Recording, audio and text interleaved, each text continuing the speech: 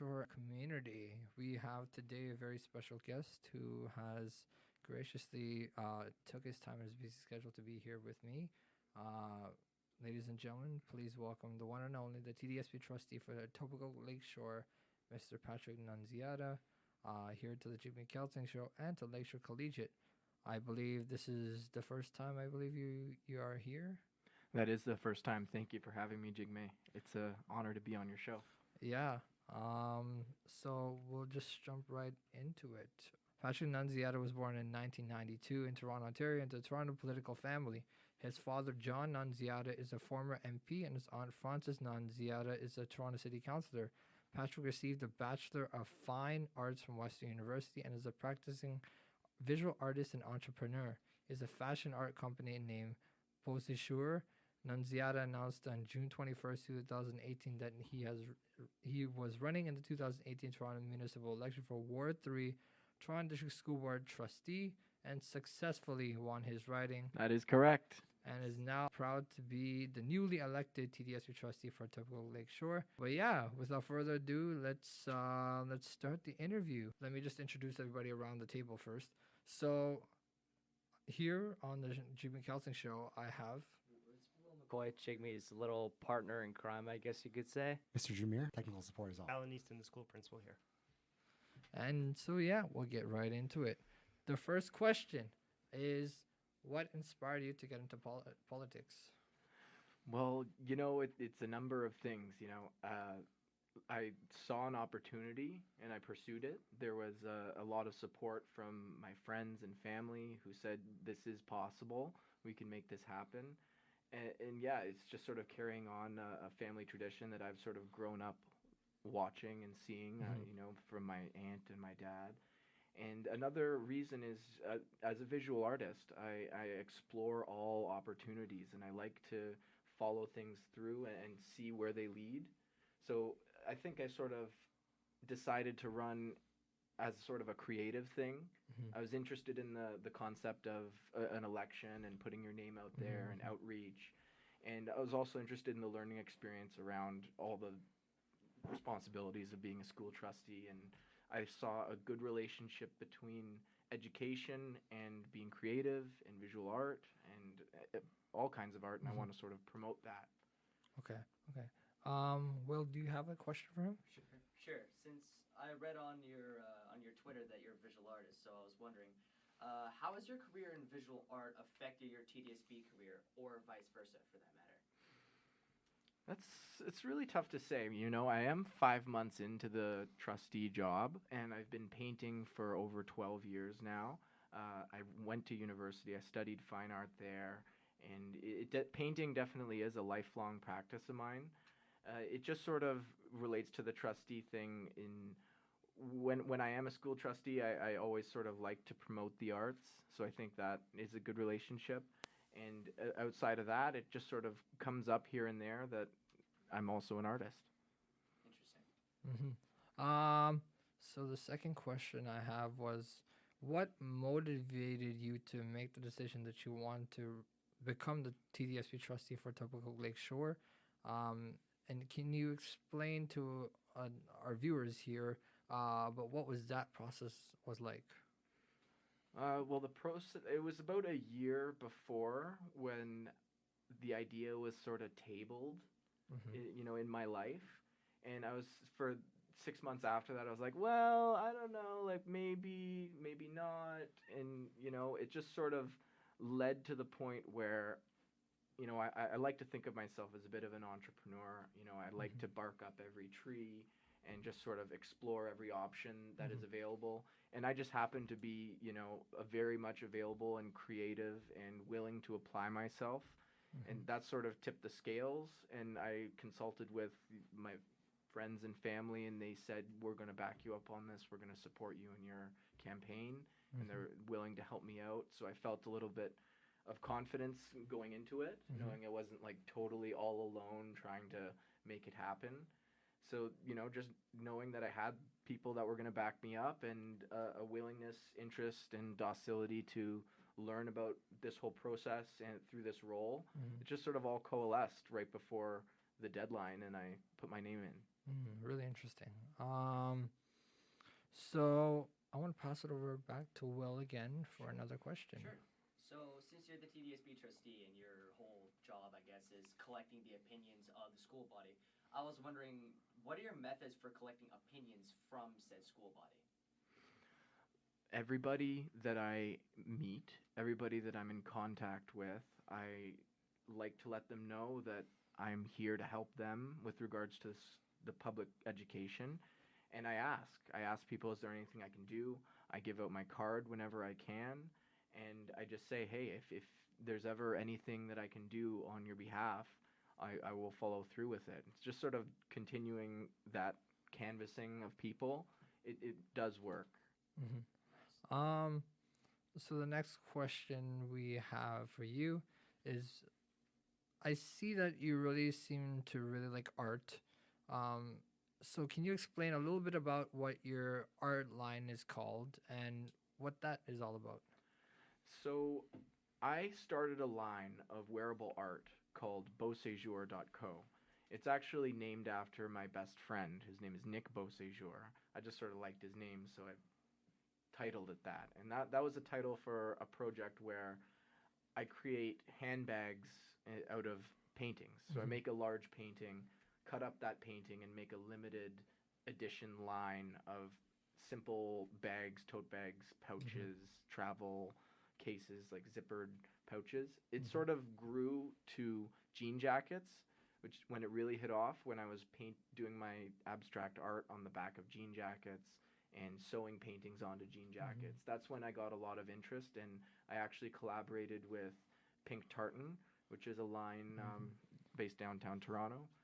And also I did work with Levi's, where I would go to different Levi's stores and paint their items at events. They have parties in their stores, and I sort of do custom art on it, and people would take that home. So I did that a number of times with it, and I continue to make items, usable items made out of artwork. Yeah, shout out to Levi's.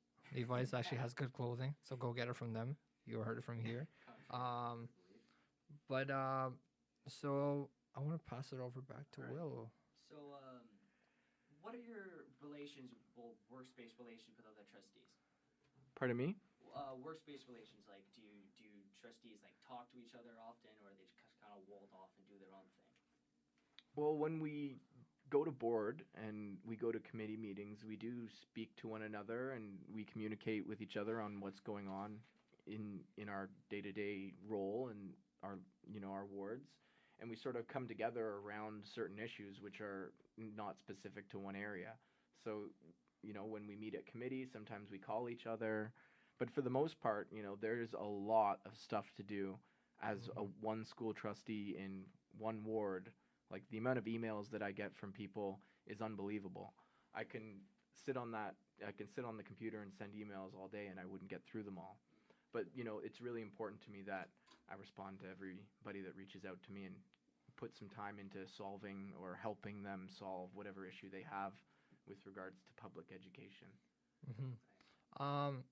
So we want to know, because as grade 12s, as myself in my last year of high school, is there any advices you would give us, especially about choosing our colleges and universities that we want to attend?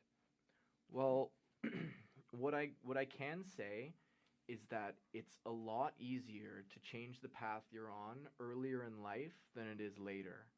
So if you want to do something, or if you want to try something out, it's absolutely better to do it when you're younger than when you're older. Okay. So we want to know now, right? Now getting into a little bit of the more interesting stuff that people have been asking for a lot of would be the cuts that the Ford government has been making. The education cuts, for example. The banning of cell phones, right? And then people talk a lot about the sex education curriculum, and then the topics of at least the teacher's job cut, right? Yes, so that was there the was most about, recent. I believe that was 5,844 teacher job cut apparently. I'm not sure on the numbers. In the last announcement, they changed the class size ratio in secondary school, that's high school, to an average of 28 students for every teacher. Mhm. That's up from, I believe, 22 or 23 students for every teacher. Mhm. So that change will result in around 800 teachers less than Mhm. there currently are. But I think one thing I'm really interested about is what is the total number of job cuts that are going to be made? Well, at the TDSB currently, it's looking like 800 less teachers in high school and Mhm. around 230 approximately less teachers in elementary school. Ah, okay, okay. So I think And a it's lot. not good. Yes, it's totally not good. Yeah, by the way. Yeah. What's really going to be affected are elective courses in smaller high schools, Mhm. because we can't offer an elective course that has only 20 students that are interested Yeah, in it. yeah, yeah. You know, we have to offer we have to provide the elective when there's 28 students. But if there's only 20 students that want to do, for example, drama, Mhm. we're not going to have funding for that teacher, and we won't have Mhm. that course. So there'll What be less about selection. so what about the other courses like music and all these other things? Will any of that be affected in the coming years, in the future maybe? Potentially, if there's less than 28 students, or if we can't fill a class of 28, it can be affected, Wow. and it's not Okay. good. You know, Okay. Yeah. I mean, because it's let's say for example, this is atrocious what for government and what they're voting on. I think they have really missed the main point, right? I think they have not taken a good look at themselves in the mirror. Um, Clearly, when I hear about these education cuts, I'm offended Mhm. because not only am I being affected, but the people that are coming up into grade 12 and coming into high school are going to be affected the most. But I think you got to take a look at elementary kids too, because I have a co-op placement at an elementary school this semester. Mhm. So I'm really worried about their futures too, because I think that they can go the farthest. They have so much potential, and now that these things are being cut, I mean, this is just not right because uh, there are futures on the line now, right? And now that this government is now in place, right? Now what can we expect to see in the future? Well, what you can expect to see, at least in secondary schools, is over the next 4 years, as teachers retire, teachers won't be rehired. So the way that they're choosing to cut the teaching jobs is through attrition, and attrition meaning in this case, when a teacher retires, that position is not filled again. Mhm. So we have 4 years to do that, and we're given a little bit of extra money to cover the gap Mhm. in if because we have around 200 to 250 teachers that retire every year. Mhm. So it would take about 4 years to lose all of those teaching jobs, and Mhm. there's a gap in funding that the government's topping up. But I just want to say that the provincial government is interested in the success of public education. You know, Mhm. they're willing to work really hard towards the success of students and in high schools, in elementary schools all over the province. And Mhm. you got to sort of take what they're doing with a bit of grain of salt, and just kind of understand that it's part of a bigger picture, and it is bad, it is unfortunate, and it's not looking very good, but Mhm. it's not the end of education, or it's not the end of success for students. Mhm. Um. So one question I'm getting from a lot of students and my friends, my classmates, some even people I don't know, right? And they have been asking about, are you in favor of the cell phone ban or anything that the federal government is doing at the moment? Hmm. Well, going on the cell phone ban thing, it's up to the teachers and schools and principals and administrators to make that call whether or not to have cell phones in Mhm. the class. And the TDSB already had a policy that states that no cell phones during instructional time. Mhm. So this is nothing new.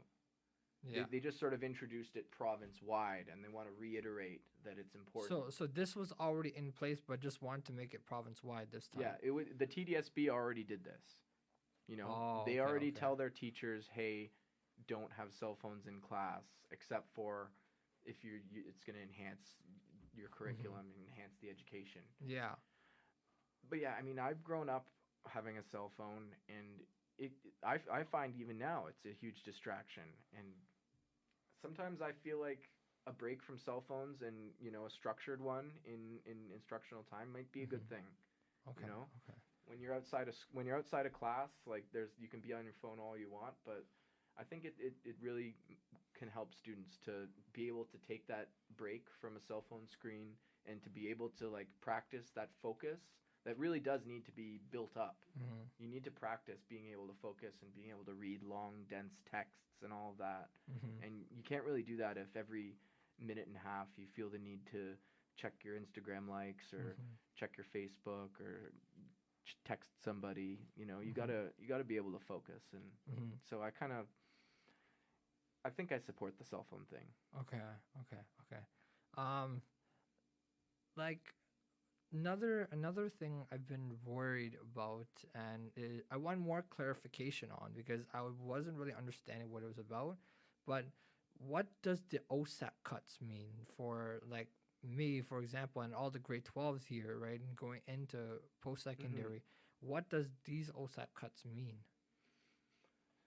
So the Ontario Student Assistance Plan gives you a grant, part loan to put forward towards your tuition. Now they changed it because after you're done school, you have to start paying back your loan. Before there was an interest-free grace period that's 6 months long, where the province pays the interest on that loan. So if you borrow $30,000 to go do an undergrad degree and you graduate and you don't have a job yet, you can apply for this repayment assistance where every month the province pays a chunk of the interest, just the interest. So you can, you know, have a chance to get a job and not accrue all of this runaway interest. They got rid of that. So there's no more 6-month interest-free grace period. You have to start paying it back right away.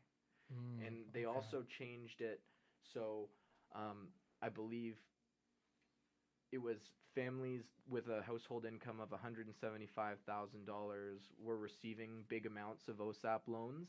So they're sort of refocusing it on students and families from lower socioeconomic backgrounds, so they have greater access to the loan and not better off kids whose parents are able to have them pay for university. Instead, they just get the loan anyway. So they sort of scaled that back so less well-off kids can get OSAP, and they got rid of the interest-free grace period. Oh, okay. So that's what about. Okay.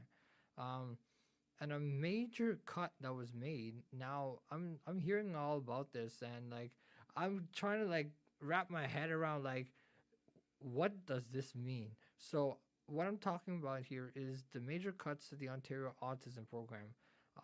What does that specific topic touched on by the Ford government? What are they doing to this program?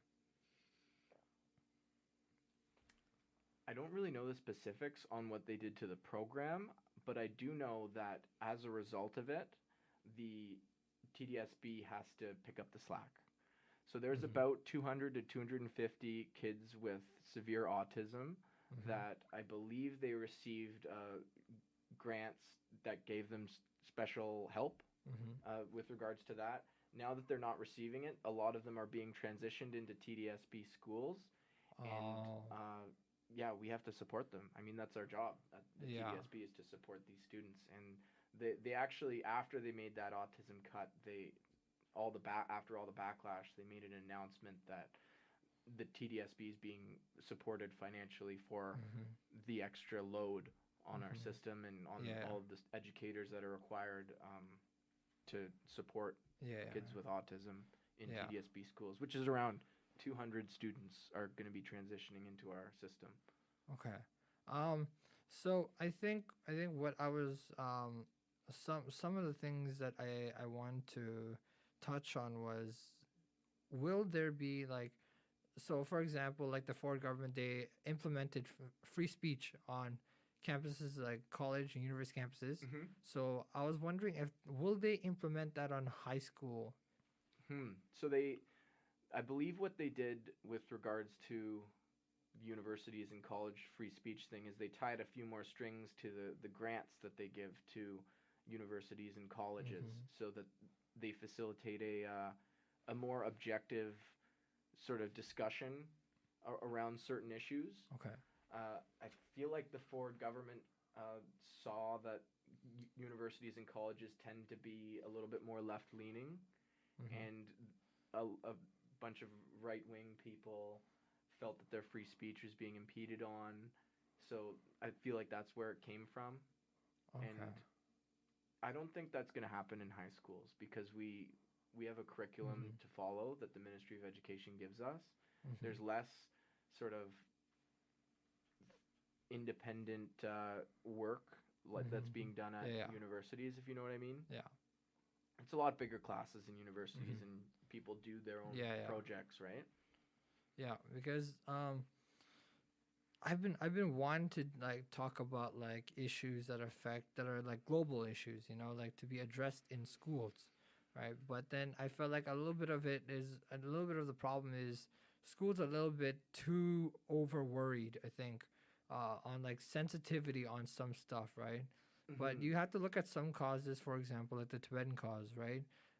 We are naturally political, right? And you can't do nothing about that, right? But we just want to like know what can we do to work on and fix that sensitivity feeling, right? Because I feel like we should be allowed to speak our minds and hearts, right? But we're not given that privilege to, right? Because of the rule. You absolutely have the privilege to, and you always do have the privilege to speak up. It's just the social stigma that might, come back at you. That is uncomfortable initially. You know? Yeah, because like I've been wanting to talk about these issues, but then I get stopped because it's apparently too sensitive or too political. I feel like I've kind of had enough with that, because we've been at least stateless for about 60 years, right? We've been resisting for about 60 years. So I don't want also to talk about my culture, but I want to address other people's cultures too, because they've been through mostly the same things that we've been through, maybe even more different, right? Even worse. But I just want to have something that's implemented in our schools to allow these things to happen, not because it's sensitive, not because it's political, but is the right thing to do, because I feel like we're stopped in that area, right? But we want to, but we're not allowed to. That's the thing. Well, I feel like it takes creative and brave students who are like yourself, who are willing to have, a voice and to stand up for what they believe in and just sort of express themselves the way they want to. That inspires other people in the school community to follow suit. And if you do want to criticize political correctness and everything, you just want to do it from a positive, intention, positive perspective, and just sort of be objective in the way you're considering things. And there's nothing wrong with having a discussion. Okay. So like I've been really like going over all these things that are happening, because there's so much things that are happening all at once, right? And like you can't really focus on one thing at a time, because it's like everything's coming at you at once. And I've been just really doing my research on like, what does these education cuts mean, and what is on the line for these kids, right? And what is on the line for us? And so I want to know, do you support the walkout that these kids are doing about the sex education curriculum, and the one coming up on April 4th at 1:15 when they're gonna protest about the education cuts? So are you in support of them doing this walkout? Well, I always support people's activism. That's how we make change politically, is when you have your message heard, and when people let the government know and the government reacts to that. Speaking to the sex ed thing, In the recent announcement on March 15th, Yeah. they reintroduced gender identity into the curriculum. So, but instead of, I believe, grade 3 or grade 4, it's going to be taught in grade 8. Wow. So sex ed is back in the curriculum. Wow. In case you didn't Wow. didn't know. Wow. That's kind of interesting, because I think gender identity cannot wait until grade 8. It has to be taught in like every single grade, because these kids are going to be the future, right? And we have to teach them early so that they have the knowledge to pass on to other people when they're in grade 8, right? So what can you do to fix that, or talk to the people in office, right? Even, for example, Lisa Thompson, education minister, who is absolutely just disgusting, because first of all, she was invited for a talk with the March for Education person, right? She wanted an interview, that activist, right? But she declined. She declined her interview, and then CBC tried to interview her. They declined CBC too, right? So now I'm wondering is who will she accept and who will she decline, right? Because this is not acceptable. You're the education minister. Why are you declining all these invites? Which is very important. She's taking a lot of heat. She's got a really hard job, especially with cuts. Nobody likes to see cuts, especially with a system so great as ours, and it still will be great. But it's just going to be more difficult for the teachers to be there for students, to support them. With a class size average of 28, it's just teachers will be spread a little bit more thinly, and we're gonna have to adjust to that. Okay. Is there anything you want to ask Will? Sure. So on the topic of all these opinions flying around, all the sex ed opinions flying around, do you find it difficult to get the voices of the school body heard in board meetings? Is that inherently difficult for you?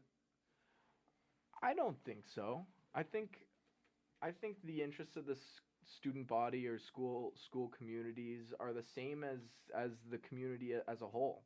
We want to see students be supported, students to be empowered, teachers to be empowered to do their work, and it's just sort of inherent to a lot of the things that I'm looking at. The choice is clear in a lot of situations, and the way trustees vote at board, it's almost always unanimous. So it's always 22-0. There's 22 trustees, so we all know what's right and what's the right thing to do to support students. All right. So, what is some of the difficulties you face as a trustee? What are the hardships you go through? I would say the drive from Etobicoke Lakeshore to 5050 Yonge Street. It's quite far, and some of the reasons why I would need to be at that building are quite small. For example, I had a suspension appeal meeting that was only an hour long. I had to drive an hour there to get there and an hour back. And, we have committee meetings and board meetings like that all the time, so it's just, the commute is a bummer. But, yeah. I would say knowing the answer to all of the constituent concerns. There's I guess because I'm a new trustee, is that people give me concerns, and it takes me a lot of time just to get to the bottom of it so I can give them a straight up answer. I have to talk to like 5 different people, or I have to wait for the superintendent to write back to me. And it's just that sort of time that it takes is big, at least at the beginning of my term right now. So, having all the answers for people is also difficult. Right. Interesting. So, another quality we got here is, what are some of the qualities that people look for a trustee, and which ones did you emphasize when running for the TDSB trustee position?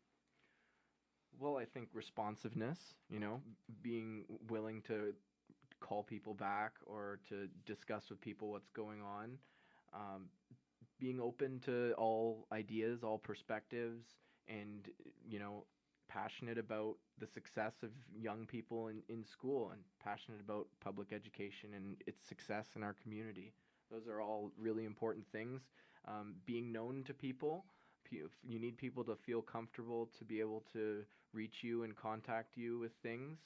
So I feel like that's something I really put out there for people to consider when at the ballot box.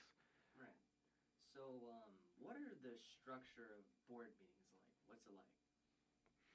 Well, we have a private session in the beginning where we talk about like confidential things that I cannot disclose.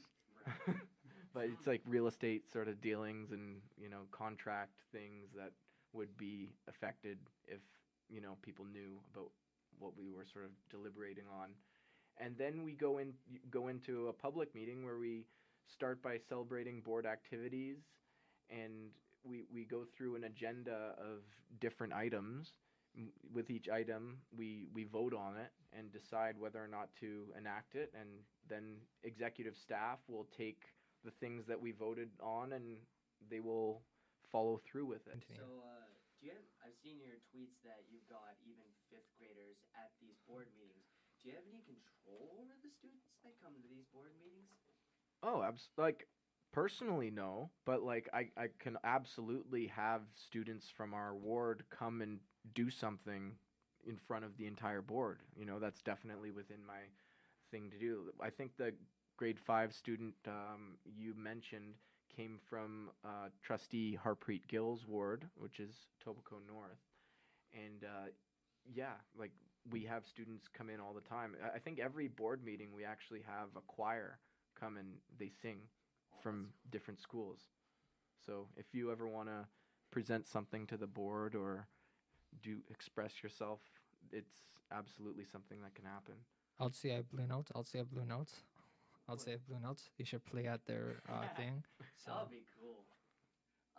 And this is the kind of the final ending one that I came up with while eating a sandwich. What advice to young adults would you give that want to run for trustee? Any words of wisdom or tips? Oh, you gotta start knocking on doors. Right. Yeah. Door knocking. Door knocking. Yeah. Very key. Getting your name out there.